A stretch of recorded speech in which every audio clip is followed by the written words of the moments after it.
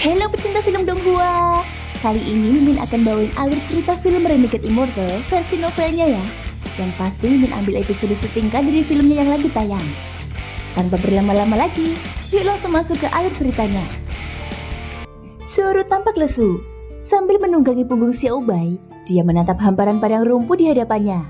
Meninggalkanku sendirian di sini, sementara dia pergi entah kemana. Benar-benar menyebalkan. Zoro menggerutu sambil menggigit buah di tangannya.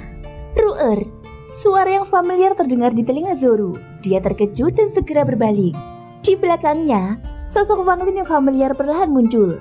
Paman, wajah Zoro dipenuhi dengan kegembiraan saat dia melompat dari punggung Xiaobai.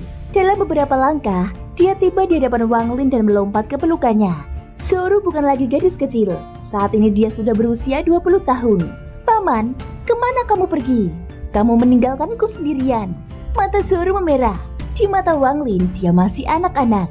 Dia menepuk kepalanya dengan lembut. Dan matanya mengandung sedikit emosi yang rumit saat dia tersenyum. Paman pergi keluar untuk menangani beberapa masalah. Dan sekarang aku sudah selesai. Ruer, apakah kamu merindukan orang tuamu? Aku akan mengantarmu pulang, ucap Wang Lin. Zoro menyeka air matanya. Ia menganggukkan kepalanya. Wang Lin menatap Zoro. Dia melihat sendiri anak ini tumbuh seperti Danyu. Kemudian Wang Lin menepuk tasnya dan pagoda itu terbang keluar dan mendarat di sampingnya. Setelah Zoro melihat pagoda itu, dia cemberut dan berkata, Paman, aku ingat ketika aku masih kecil, aku hampir mati kelaparan di dalam pagoda ini. Wang Lin melambaikan tangan kanannya dan sejumlah besar buah dari bulan memenuhi pagoda. Setelah Zoro dan Xiaobai memasuki pagoda, Wang Lin melihat ke langit. Sebuah titik hitam perlahan membesar hingga akhirnya diketahui bahwa itu adalah nyamuk. Ia meraung saat mendarat di hadapan Wang Lin dengan sorot mata gembira. Mulutnya yang besar menjelati seluruh tubuh Wang Lin. Jelas ia sangat merindukan Wang Lin. Ayo kita pulang. Wang Lin menepuk-nepuk binatang nyamuk itu sebelum melompat ke punggungnya. Binatang nyamuk itu meraung dan kemudian menerjang ke langit. Di dalam kehampaan, Wang Lin mengeluarkan kompas bintang dan menyingkirkan binatang nyamuk saat ia terbang menuju planet Suzaku. Giok langit, aku butuh giok langit. Mata Wang Lin berbinar saat kompas bintang terbang menuju planet Suzaku bagaikan kilat. Bulan tidak pernah jauh dari planet Suzaku. Jadi hanya setelah setengah bulan, planet Suzaku sudah ada di hadapan Wang Lin. Apa ini? Wang Lin mengernyitkan alisnya. Setelah memindai planet Suzaku, dia bisa merasakan aura kuat dari planet itu. Aura ini berasal dari tanaman raksasa yang terbuat dari kabut hitam. Ini adalah klan abadi terabaikan. Tatapan mata Wang Lin menjadi dingin saat dia menyerbu ke planet Suzaku seperti meteor. Menerobos atmosfer planet, kompas bintang turun secepat kilat. Dia melihat sekitar 10 orang kultivator dalam pertarungan hidup dan mati tak jauh dari sana. Dan dia mengenali salah satu di antara mereka, Wang Suo. Tatapan mata Wang Lin berubah serius saat dia menyerbu bagai kilat. Meski penampilan Wang Suo seperti orang tua, Wang Lin masih bisa mengenalinya sekilas. Hati Wang Suo dipenuhi dengan kesedihan. Sepanjang perjalanan, lebih dari separuh dari kelompok mereka yang berjumlah belasan orang telah tewas. Dia telah melalui pertempuran semacam ini hampir setiap hari dan dia merasakan bayang-bayang kematian semakin gelap. Negara-negara di sekitarnya semuanya kalah.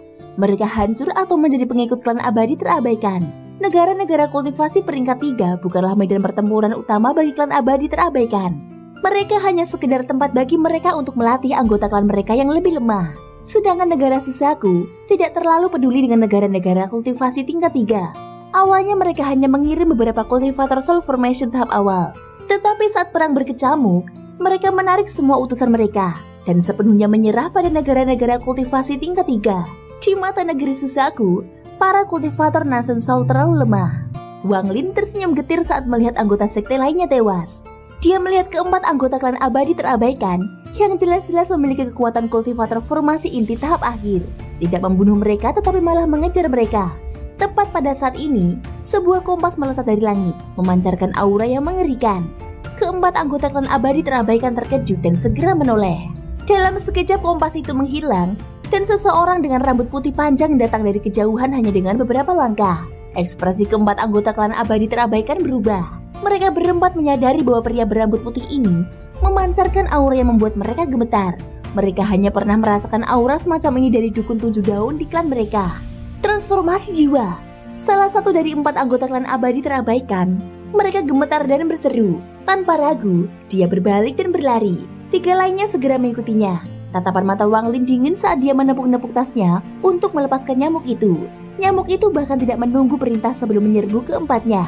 Jeritan terdengar dari kejauhan saat mereka berempat menjadi santapan nyamuk itu. Semua ini terjadi begitu cepat. Begitu cepatnya hingga Wang Suo dan kawan-kawan benar-benar tercengang. Di saat yang sama Wang Lin menoleh ke arah Wang Suo dan ia tersenyum. "Wang Suo, apakah kamu mengenaliku?" ucap Wang Lin. "Senior, kamu, itu kamu." Wang Suo terkejut dan segera mengenali Wang Lin sebagai orang yang telah mencapai tahap pembentukan jiwa di Gunung Hengyu. "Kita sudah lama tidak bertemu, dan kau sudah mencapai tahap akhir pembentukan inti. Itu pantas dirayakan. Aku akan membantumu menerobos ke tahap jiwa baru lahir," ucap Wang Lin. Senyum kecil tersungging di sudut mulutnya. Setelah berkata demikian, Wang Lin menunjuk ke titik di antara kedua alis Wang Suo. Segel dalam pikiran Wang Suo terlepas. Saat seluruh kenangan masa lalunya membanjiri dirinya, itu membuat Wang Suo pingsan. Wang Lin menatap datar ke arah anggota sekte Wang Suo. Satu orang berada di tahap awal pembentukan inti, sementara orang terakhir berada di tahap menengah. Orang itu juga memiliki salah satu benih roh yang ditinggalkan Wang Lin. Kemudian Wang Lin bertanya, "Kalian mau pergi kemana?" Orang yang memiliki benih roh itu adalah seorang lelaki tua. Tubuhnya gemetar saat Wang Lin menatapnya dan berkata, "Sekitar 10 dari kami dikirim ke negara Lin untuk membantu mereka. Namun mereka kalah dari klan abadi terabaikan. Jadi kami membunuh untuk kembali ke Zhao." Setelah mendengar ucapan dari lelaki tua itu, Wang Lin menepuk tas penyimpanannya. Sebuah batu giok terbang keluar dan dia menyuntikkan sedikit domainya ke dalamnya. Dia melemparkan batu giok itu kepada lelaki tua itu dan ia berkata, "Ambil batu giok ini. Ini bisa menjaga kalian tetap aman sampai kalian mencapai Zhao. Pergilah." Lelaki tua itu memegang batu giok itu seperti harta karun dan membungkuk berkali-kali ke arah Wang Lin. Baginya batu giok ini adalah hidupnya. Wang Lin melambaikan tangan kanannya untuk meraih Wang Suo dan kemudian mereka menghilang. Orang tua itu menarik nafas dalam-dalam lalu membungkuk dalam-dalam ke arah tempat Wang Lin menghilang. Penghormatan ini dilakukan dengan itikat baik tanpa ada maksud lain. Seorang lelaki kekar setengah baya di sampingnya bertanya dengan hati-hati, "Paman, siapa senior itu?" Mata lelaki tua itu dipenuhi kenangan saat dia berkata, "Dia adalah satu-satunya kultivator pembentukan jiwa di negara Zhao, penggarap formasi jiwa. Dia seseorang dari Zhao." "Hehehe, seharusnya kamu pernah mendengar namanya sebelumnya. Wang Lin." "Ya, namanya Wang Lin." Saat kata-kata Wang Lin keluar, semua orang termasuk pria kekar itu gemetar dan mata mereka dipenuhi teror. Beberapa saat kemudian lelaki tua itu terbang menjauh dan diikuti anggota sekte lainnya. Dalam dunia kultivasi Zhao, nama Wang Lin melambangkan hasrat membunuh yang menusuk surga dan malapetaka yang mengakhiri dunia. Pada hari itu, darah mengalir seperti sungai dan tanah Zhao diwarnai merah karena darah. Tidak seorang pun bisa melupakan hari itu. Bahkan hingga hari ini, musibah yang dialami keluarga Teng masih diwariskan di dunia kultivasi Zhao. Musibah itu selalu membekas di hati banyak orang dan menjadi tujuan banyak kultivator muda. Pada saat ini, Xin diperlihatkan di puncak gunung. Wang Suo perlahan terbangun. Awalnya matanya dipenuhi kebingungan, tetapi perlahan menghilang. Kemudian dia dengan tenang menatap sosok putih yang berdiri di sampingnya. "Wang Lin." Suara pahit datang dari Wang Suo. "Wang Suo." Wang Lin berbalik dan ia tersenyum. Wang Suo menatap Wang Lin ketika kenangan masa lalu menyerbu ke dalam kepalanya, hingga saat istrinya tewas di tangannya. Lalu dia menghela nafas. "Terima kasih." Wang Lin menggelengkan kepalanya dan ia berkata, "Hanya kau dan aku yang tersisa dari klan Wang lama. Tidak perlu berterima kasih kepadaku." Wang Suo ragu sejenak, kemudian dia bertanya, "Kamu, tinggal kultivasi apa yang kamu miliki? Apakah kamu telah mencapai tahap transformasi jiwa?" "Aku belum mencapai tahap transformasi jiwa," ucap Wang Lin. Ia melihat ke kejauhan. "Waktu berlalu begitu cepat. Aku masih ingat, kita di sekte Hengyu." Wang Suo menghela nafas. "Wang Suo, apa yang terjadi di planet Suzaku dalam beberapa tahun terakhir? Bagaimana bisa klan abadi terabaikan muncul di sini?" Wang Suo terkejut dengan pertanyaan Wang Lin. "Apakah kamu tidak tahu?"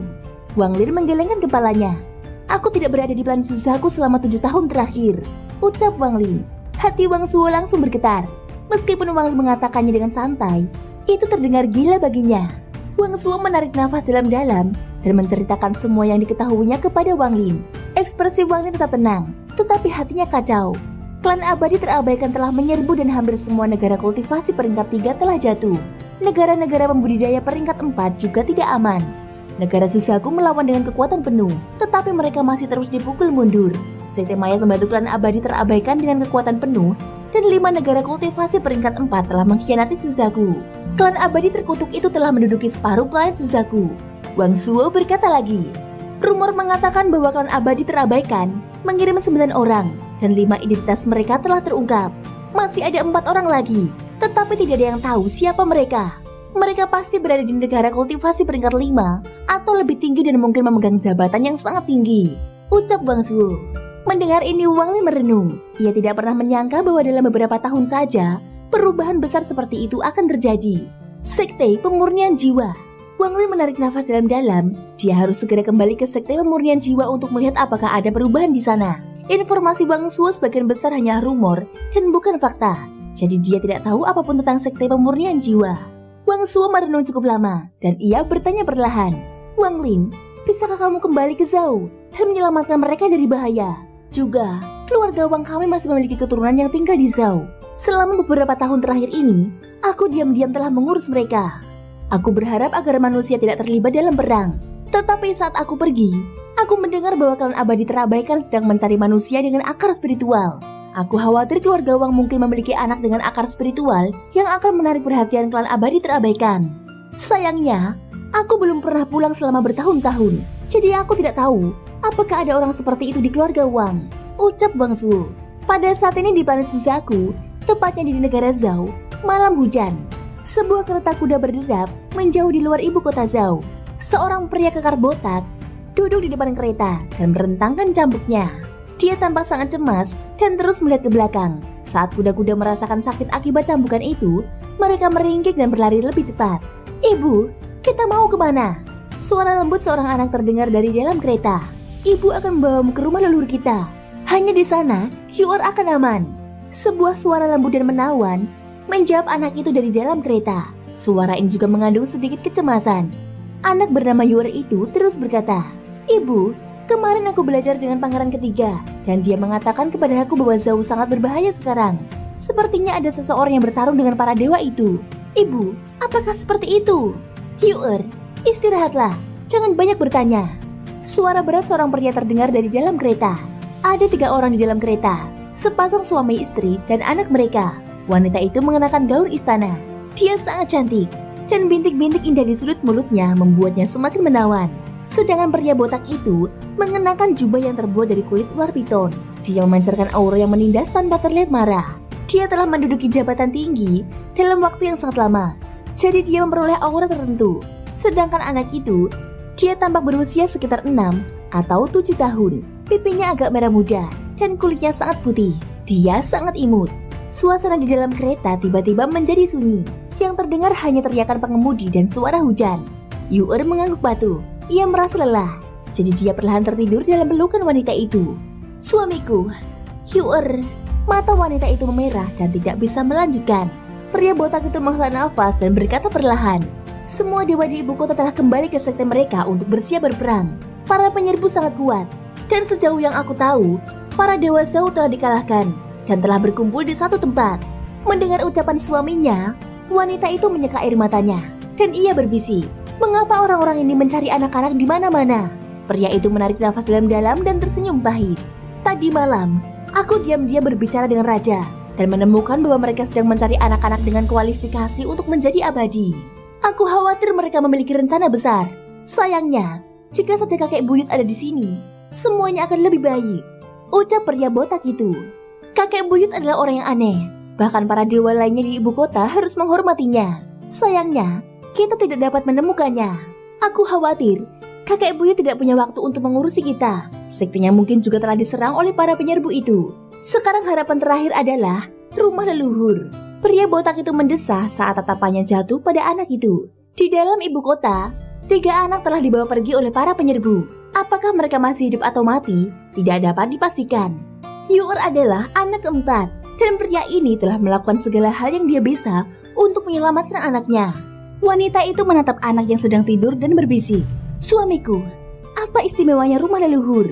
Pria itu merenung sejenak sebelum menggelengkan kepalanya dan berkata, aku tidak tahu apa istimewanya hal itu. Hanya saja seorang leluhur abadi pernah meninggalkan pesan yang mengatakan bahwa jika keluarga Wang menghadapi musibah besar, datanglah ke rumah leluhur dan oleskan darah keluarga pada sesuatu. Aku diberitahu bahwa melakukan hal itu dapat menyelamatkan hidup kita. Wanita itu terkejut. Dia telah menikah dengannya selama bertahun-tahun, tetapi belum pernah mendengar tentang hal ini. Konon katanya, sebelum keluarga Wangku memasuki ibu kota, seorang abadi yang kekuatannya tak terhitung banyaknya lebih besar dari kakek buyut muncul. Tak seorang pun bisa menghentikannya. Rumah leluhur memiliki sesuatu yang ditinggalkannya. Ucap pria botak itu, sorot matanya tajam, bahkan lebih kuat dari kakek buyut. Apakah leluhur abadi itu masih hidup? Mata wanita itu dipenuhi ketidakpercayaan saat dia bertanya. Pria botak itu merenung sejenak dan berkata dengan ragu, kakek buyut telah hidup selama lebih dari 200 tahun. Leluhur yang abadi seharusnya dapat hidup lebih lama lagi. Jadi dia seharusnya masih hidup. Jika leluhur bisa membantu kita, maka Yu'er akan aman, ucap wanita itu. Pria botak itu menggelengkan kepalanya dan ia tersenyum pahit. Itu hanya rumor. Tidak ada yang tahu apakah itu benar atau salah. Namun, tiba-tiba pria itu merenung. Ada apa? Tanya wanita itu. Catatan keluarga Wangku menyebutkan bahwa 200 tahun yang lalu ada keluarga kuat yang hidup di dunia fana dan abadi Zhao. Keluarga itu bernama Teng. Keluarga Teng sangat kuat sehingga semua makhluk abadi harus menerima perintah dari mereka. Dan raja-raja dunia fana harus tunduk kepada mereka. Keluarga Teng adalah musuh bebuyutan keluarga Wangku. Tetapi dalam semalam, keluarga Teng musnah. Semua anggota keluarga mereka terbunuh. Dikabarkan bahwa orang yang memusnahkan mereka adalah leluhur abadi itu. Suara lelaki itu bergema di kereta. Kereta itu bergerak sangat cepat dan 3 hari kemudian mereka tiba di sebuah rumah besar. 200 tahun yang lalu, rumah bangsawan ini masih merupakan bagian dari sebuah desa sebelum dibeli oleh keluarga Wang. Rumah bangsawan ini masih tetap sama seperti 200 tahun yang lalu. Setelah kereta berhenti, pria botak itu melompat turun dari kereta. Ia membuka pintu dan berkata dengan hormat, "Istriku, kita sudah sampai." Pria itu turun dari kereta dan menatap rumah bangsawan itu dengan sedikit kenangan di matanya. Sewaktu kecil, aku tinggal di sini selama 1 tahun bersama ayahku. Dalam sekejap mata, 30 tahun telah berlalu, tetapi tempat ini sama sekali tidak berubah, ucap pria botak itu. Wanita itu mengikutinya turun dari kereta. Yu'er membuka matanya lebar-lebar saat melihat ke arah istana. "Ikuti aku," ucap pria itu dengan nada dalam dan berjalan maju. Tidak ada pelayan di istana, hanya beberapa orang tua. Para tetua ini adalah pengikut paling setia keluarga Wang. Meskipun mereka semua berambut putih, mata mereka masih penuh dengan kehidupan. Satu tatapan dari mereka dapat membuat hati siapapun bergetar. Pria botak itu merasa takut saat melihat orang-orang tua itu. Dia merasa seperti salah satu dari mereka dapat mengalahkannya dalam satu gerakan. Tiba-tiba, matanya tertuju pada salah satu lelaki tua itu. Setelah mengenali benda di tangannya, dia terkejut dan langsung mengenali siapa lelaki tua itu. Lelaki tua ini adalah ahli nomor 1 di dunia seni bela diri. Pria itu tidak mengatakan sepatah kata pun saat ia melangkah masuk ke dalam rumah besar itu. Jauh di dalam, terdapat sebuah rumah yang tampak sangat normal. Yu'er bertanya dengan rasa ingin tahu, "Ayah, apakah ini rumah leluhur keluarga kita?" Pria botak itu mengangguk. Ia hendak berbicara ketika suara gemuruh terdengar dari kejauhan. Tak berselang lama, 2 pria bertato yang menutupi sebagian tubuh mereka tiba-tiba muncul di atas rumah besar itu. Salah satu dari mereka menatap orang-orang di bawahnya dengan muram dan berkata, "Kalian benar-benar berlari begitu cepat." Ekspresi pria botak itu berubah dengan cepat. Ia segera berdiri di depan istrinya dan berkata dengan getir, "Para dewa yang terhormat, pertempuran kalian adalah dengan para dewa lainnya. Mengapa mempersulit kami para manusia fana?" Para tetua di sekitarnya menatap keduanya di udara dengan mata bagaikan kilat. Orang dengan ekspresi muram menatap dingin ke arah pria itu dan mengelurkan tangannya. Tujuannya hari ini adalah anak dengan akar spiritual. Tepat pada saat ini, semua tetua di sekitar berteriak dan menghalangi pria itu. Akan tetapi, tubuh mereka tidak mampu melawan. Akhirnya mereka semua batuk darah dan kemudian terlempar ke samping. Ekspresi pria botak itu berubah drastis. Ia segera meraih istri dan anaknya dan menyeret mereka ke rumah leluhur. Setelah memasuki rumah leluhur, keringat dingin membasahi dahi pria itu. Matanya merah saat dia dengan cepat menekan serangkaian tablet, menyebabkan kompartemen rahasia terbuka. Ia segera menggigit jarinya dan menggunakan darah untuk menggambar simbol di kompartemen rahasia itu. Simbol ini adalah sesuatu yang harus diukir dalam pikiran setiap kepala keluarga generasi saat mereka menjadi kepala keluarga. Tepat pada saat itu dengan suara keras, dinding rumah leluhur berubah menjadi debu ketika orang berwajah muram itu masuk. Wanita itu berdiri di depan anaknya dengan ekspresi putus asa di wajahnya. Dan pada saat ini tempat di mana pria itu menggambar simbol itu mengeluarkan cahaya misterius dan sepotong batu giok melayang keluar dari kompartemen rahasia. Kekuatan misterius dengan cepat mengepung area itu. Ekspresi orang yang tampak muram itu tiba-tiba berubah. Ia menunjukkan ekspresi tidak percaya dan segera mundur. Temannya di udara juga menyadari kekuatan misterius itu dan hendak menyelidikinya. Tetapi tepat pada saat itu, bongkahan Bongkahan batu giok itu berkelebat. Orang yang tampak muram itu menjerit memilukan saat urat di dahinya menonjol dan dia cepat-cepat mundur. Ketakutan memenuhi matanya. Dia bisa merasakan aura destruktif yang keluar dari batu giok itu. Aura ini adalah sesuatu yang bahkan tidak dapat ditahan oleh anggota klannya yang berdaun 4. Tetapi begitu giok itu diaktifkan, orang yang berwajah muram itu tidak memiliki peluang bertahan hidup dengan tingkat kultivasinya. Batu giok itu bersinar sekali, dan orang yang tampak muram itu batuk darah saat didorong keluar dari rumah leluhur.